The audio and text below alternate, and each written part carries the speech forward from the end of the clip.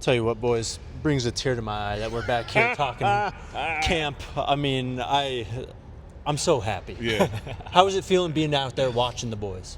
It feels great, man. I was telling you guys before we went on to record that day 2 feels like day 14 because you just feel it. You know, it's like, oh, I'm used to this. This is what I've been waiting on. This is what I've been missing. Practice day 1 on Folsom, went down to the lower fields today. A lot more energy down there because you got more space, get a lot more done. So it feels great. Football time in America, man. Through 2 days of camp, what have you seen? What's kind of the biggest thing that stood out to you from a team perspective and maybe even from an individual perspective? So we're going to be too early right now to talk about the obvious QB battle.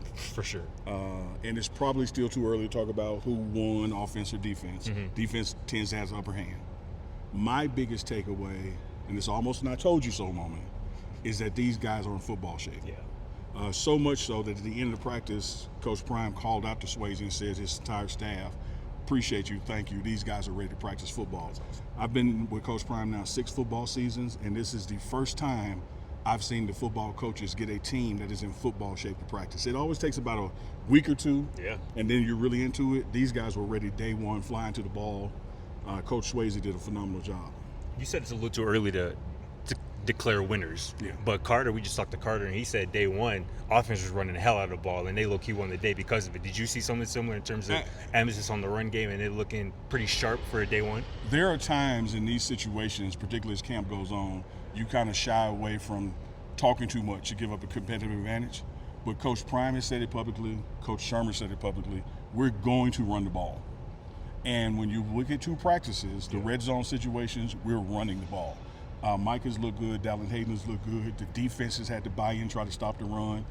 It's not just talk. This team is going to be a running team.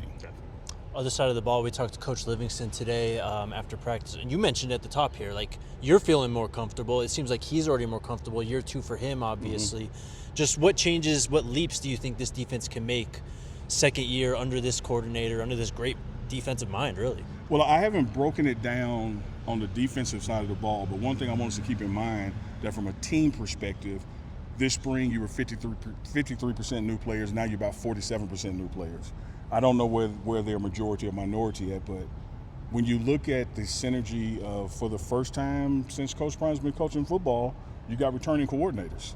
That's putting you ahead of the game. Terminology, the new guys returning, able to be coaches to the newer guys coming in. So I think the defense is going to be ahead, but I can also look at that offensive side of the ball, man.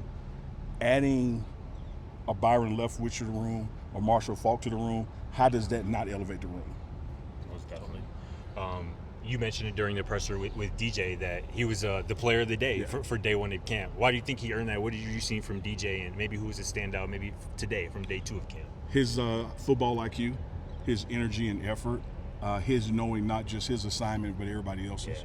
We've been looking for the guy that's, well, who's going to replace Travis physically, who's going to replace Cameron Silman Craig's leadership, and who's going to replace Shiloh being vocal. Right. You get all of that in DJ McKinney. So the coordinators who go to the head coach and say, this is who's the player of the day from this side of the ball, before Coach Prime could even get out of his mouth, hey, who is defense? Rob was already yelling DJ McKinney. That's awesome. Well, 2 days in, defense usually has the upper hand early in camp. Is that how it's been playing out so far through 2 days? Particularly during the passing game. I would say probably tie or edge the offense on the running game, but during the passing game, the secondary is more ahead than the receivers are from a chemistry with the quarterbacks. But you would expect that day too. Yeah. You touched on it with Byron Leftwich. I'm just curious, your real thoughts on what he could potentially mean for this quarterback room, this offense, as this year progresses. Well, if it means what I've been seeing, and this is what I've been seeing.